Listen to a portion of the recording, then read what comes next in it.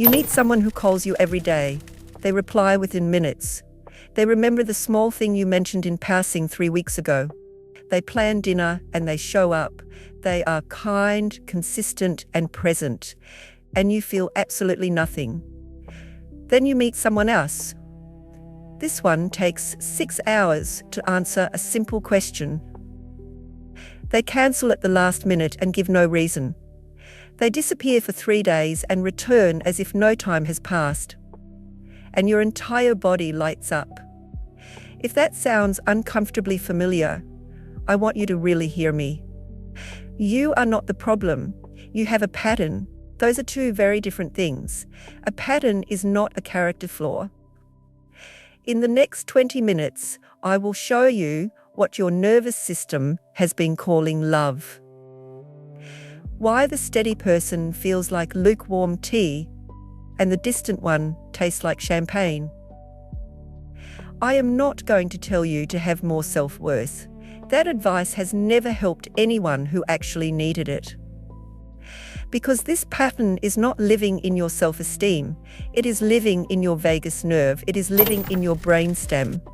It is living in the wiring your body laid down before you even had language for any of this.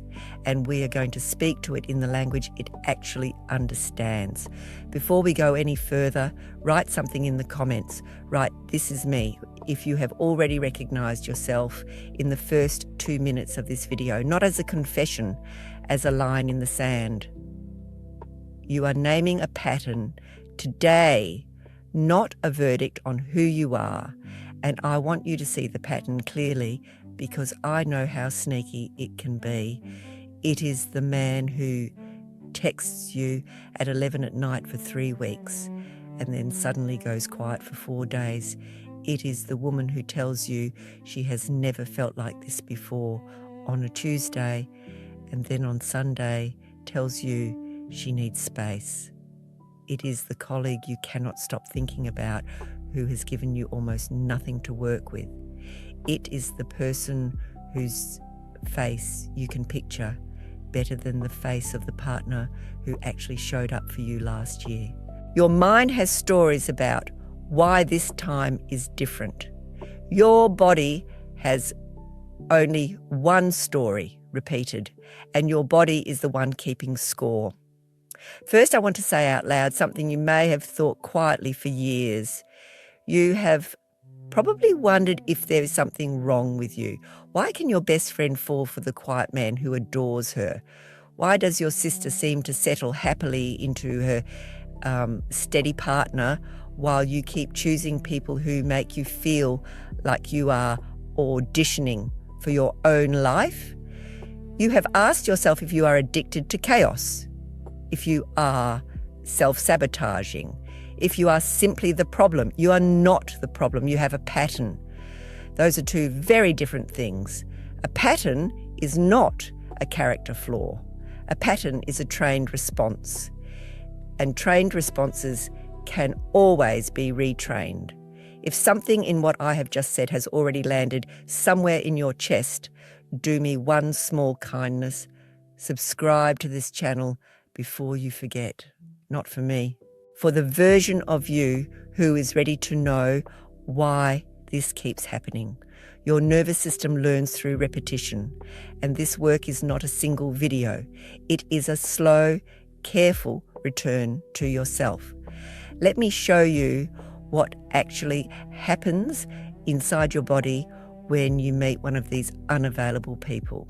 When a partner behaves unpredictably, sometimes warm, sometimes absent, sometimes overwhelming you with affection and then gone for a week, your nervous system cannot settle. It cannot classify them as safe. It cannot classify them as dangerous. And your nervous system, which was built for exactly one job, which is keeping you alive, hates not being able to classify a threat. So it activates. Your sympathetic nervous system, the one that runs fight or flight, floods your body with cortisol and noradrenaline. Your heart rate rises, your thoughts accelerate, you start thinking about them constantly. You check your phone every few minutes. You replay the last conversation for clues. You become, in your own words, obsessed. Here is what I need you to understand. This state is not love. This state is threat detection. But chemically, inside your brain, threat detection and early romantic attraction look almost identical. Both involve a surge of dopamine. Both involve elevated cortisol. Both involve that tunnel vision, that inability to focus on anything else. Your body cannot tell the difference between the two, so it labels what it is feeling with the only word you were ever taught to use. Chemistry, intensity, real love. It is not real love. It is your nervous system trying to solve a puzzle that has no solution. In 2005, a neuroscientist named Helen Fisher ran a study that changed how we understand attraction. She put 17 people inside an fMRI scanner while they looked at photos of the person they were intensely in love with. The brain area that lit up most strongly was the ventral tegmental area. That is a region deep in the brainstem. It is the origin point of the dopamine reward system. The same area that lights up in cocaine addiction, the same area that lights up in gambling, the same area that lights up in a rat hitting a lever, hoping for food that might or might not come. Here is the part that will probably reframe your whole love life. Dopamine does not release most strongly when we get what we want. Dopamine releases most strongly when we do not know if we are going to get it. Neuroscientists call this variable reward. Psychologists call it intermittent reinforcement. Your nervous system calls it love. If this is starting to rearrange something in your chest, I want to tell you about a resource I made. I called it the Pursuit Paradox. It is a 21-day nervous system reset built specifically for people who keep finding themselves in this exact pattern. The link is in the description. I will not keep mentioning it. I just want you to know it is there if you are ready. When you meet a consistently available partner, you know they are going to call. You know they are going to show up. Your dopamine system has nothing to predict, nothing to chase, nothing to decode. And so the system stays quiet. You feel what you later describe as flat, lukewarm, nice but not quite right. When you meet an unavailable partner, every single interaction becomes a dopamine spike. Will they reply this time? Will they cancel? Will they show up today? Will today be the good version of them or the cold version? Your dopamine pathways fire constantly because the reward is never predictable. And that firing is what you have been misreading your whole life as passion. Now, I want to show you where this pattern actually began, because it did not start with the first unavailable person you dated. It started long before that. Attachment researchers, going back to John Bowlby and Mary Ainsworth in the last century, observed something that has since been replicated hundreds of times. When a baby has a caregiver who is sometimes warm and attuned and sometimes distant or inconsistent, that baby develops a specific survival strategy. The baby becomes hyper-attuned to the caregiver. The baby learns to read every micro-expression, every shift of tone, every change in body language. The baby becomes, in the simplest terms, an expert at decoding people who cannot be predicted. If this is your history, you grew up with a nervous system that was trained on one very specific signal. The signal was this: love comes in spikes. Safety is temporary. Connection must be earned moment to moment with vigilance. As an adult, your body does not know what to do with a person who is simply there. A person who loves you the same amount on Monday as they do on Thursday. There is no signal to read, no micro-expression to decode, no test to pass, and so your nervous system in the absence of the pattern it was trained on, reads that steady love as an absence of love entirely. This is why the kind man who shows up on time can feel in your body like a kind of disappearance. He is not giving you the dopamine spike your body has been trained to call interest. And so your mind, working backwards from the flatness you are feeling, tells you a story. He is not for you. He is nice, but not exciting. Something is missing. There is no chemistry. There is chemistry. You have just been trained to call only one kind of chemistry love. Write something else in the comments now. Write, my nervous system is trained, if this is landing, not because I need the comment, because naming it in writing changes how it lives in your body. You are witnessing yourself out loud for the first time, and that is part of the work. Now I want to give you the tools, because understanding the mechanism is a beginning, but it will not move you through this pattern on its own. What moves you through is what you do with your body, not what you understand with your mind.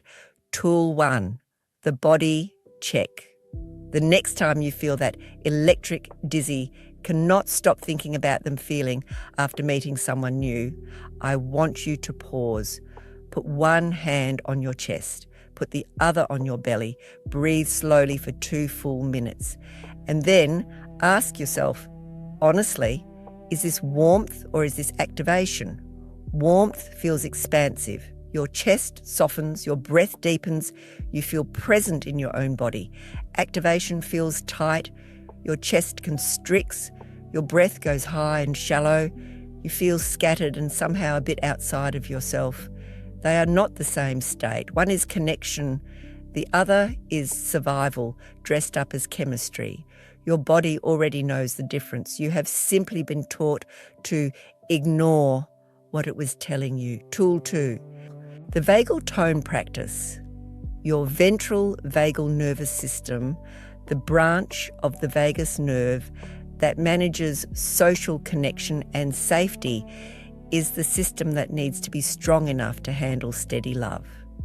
If it is undertrained, peace will feel boring to you, because your body does not yet have the capacity to rest inside it. You can train it in 3 ways. First, cold water on your face for 30 seconds once a day. This activates the vagus nerve directly. Second, humming or chanting or singing for 2 minutes, because the vagus nerve passes through the vocal cords and vibration tones it. Third, long, slow exhales, breathing out for twice as long as you breathe in for 5 minutes. Your vagus nerve strengthens through the exhale, not the inhale. Do this every day for 21 days, and your capacity to sit inside calm, available love begins to grow. This is not a metaphor. This is measurable physiological change. Heart rate variability, the direct measure of vagal tone, shifts within a few weeks. Your body becomes capable of receiving what used to pass right through you. The reason the exhale matters more than the inhale is simple. When you breathe in, your heart speeds up slightly. When you breathe out, your heart slows. A long exhale tells your body at a level deeper than thought that the emergency is over. You are signaling to your own brainstem that you are safe enough to rest. Do this often enough, and your nervous system stops defaulting to alarm as its baseline. It starts defaulting to presence, and presence is the soil in which real love can actually take root. Tool 3, the boring test. This one is uncomfortable. The next time you are with someone who is steady, available, kind, and your body is whispering that they are not quite right, I want you to stay, just for one more meeting, just for one more coffee. Do not leave yet. Because what you are calling boredom may be a symptom of a nervous system that does not yet know how to metabolize peace. And the way you teach it is by giving it small, short exposures to peace until peace stops registering as wrong. This is called interoceptive retraining, and it is the same mechanism therapists use to treat phobias. You expose the system to what it is afraid of in small doses until the fear alarm quietens down. Except here, the thing your system is afraid of is a person who will not leave you. Let that sit for a moment. You may not have been running from bad partners. You may have been running from available ones. Write the boring test in the comments if that one hit harder than you were ready for. I want to see who is still with me. Something else I want you to know before we keep going. Every single tool I have just given you is inside the pursuit paradox in more detail, with daily structure and scripts for the hard moments. The 21 days are not arbitrary. They are how long it takes for new vagal pathways to begin holding in a meaningful way. If you want the full framework, the link is below. If you want to work with what I've just given you in this video, that is more than enough too. What matters is that you start. Now let me tell you what happens when you actually do this work. The first thing that changes is that your threshold for noise drops. People who once felt exciting begin to feel exhausting. The late replies that used to thrill you start to feel like what they actually are, which is disrespect. You will be surprised in the best way at how quickly your system loses interest in chaos once your vagus nerve has learned that peace is also alive. Peace was never boring. It was simply a frequency you did not yet have the receptor for. The second thing that changes is that steady people start to feel different in your body. The same coffee with the same kind man you once found unremarkable starts to feel, in a quiet way, like sunlight on your back. You will notice you can actually hear him. You will notice that your shoulders drop. You will notice you are not rehearsing what to say. This is not him changing. This is your nervous system finally having the receptors to receive him. The third thing that changes is more subtle, and it is the one I want you to watch for most carefully. You will stop confusing intensity with depth. You will realize that the person who texted all day and then vanished was not more interested in you than the person who texts twice with care. They were simply more dysregulated, and your old self, the one before this work, was matching that dysregulation cell for cell, nervous system to nervous system. You thought you had chemistry. You had a shared wound, firing in stereo.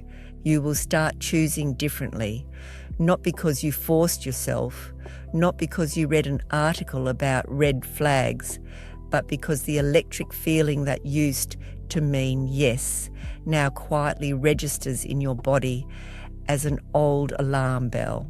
And you can let it ring without following it. This is what regulation gives you, not the absence of desire, the return of discernment. And you will notice something else, which I want to name for you so you do not miss it when it happens. You will notice the quiet after a first date with a steady person stops feeling like disappointment. It starts feeling like room. You will be able to drive home without replaying every sentence, without manufacturing anxiety to fill the space their calm left behind. You will sleep well that night, and you will wake up the next morning not in a panic about whether they are going to reply, because the whole question of whether they will reply has stopped being a crisis. It has become simply information. If they reply, lovely. If they do not, you go on with your day, because your day is not being run by their rhythm anymore. That is what freedom inside love looks like. It looks boring from the outside, and it feels from the inside like the first deep breath you have taken in years. And here is the piece I want you to sit with the longest. You were never broken. The pattern you have been in was intelligent. It was the best solution a small, developing nervous system could design at the time it had to design it. Your body did not fail you. Your body kept you attached, kept you adaptive, kept you responsive in an environment where responsiveness was survival.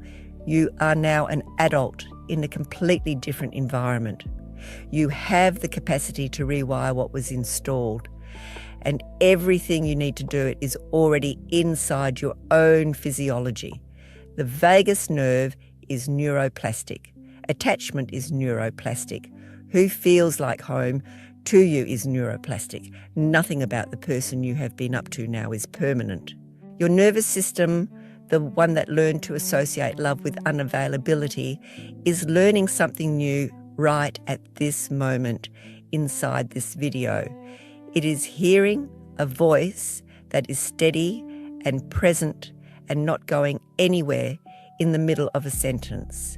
It is being, at this exact moment, gently exposed to the very thing your body was trained to call boring. Something is already shifting. Feel that. If you have come this far with me, I want two small things from you. First, subscribe, not because I want the number, because you will need to hear this more than once, and your feed should have my face in it when the pattern tries to pull you back. Second, send this video to one person you love, someone you know is in this exact pattern and does not yet have language for what is happening to them. You might spare them 10 more years of the same heartbreak you have already been through. And if this is the moment, something inside you is asking for more, for structure, for the full 21 days with daily practices. The pursuit, paradox, is linked in the description. It is the full reset, built for people exactly like you, built by someone who has watched this pattern unmake 1,000 good lives and who has also watched it end in body after body when the right work is done. You are not someone who wants the wrong people. You are someone whose nervous system learned love in a house of spikes. Your body is not a prophecy. It is a pattern, and patterns can always be rewritten. Breathe out slowly one more time before you close this video. Let your shoulders drop. Let your jaw unclench. Something in you heard me today. Something in you was waiting to hear it. Trust that. I will see you on the next one.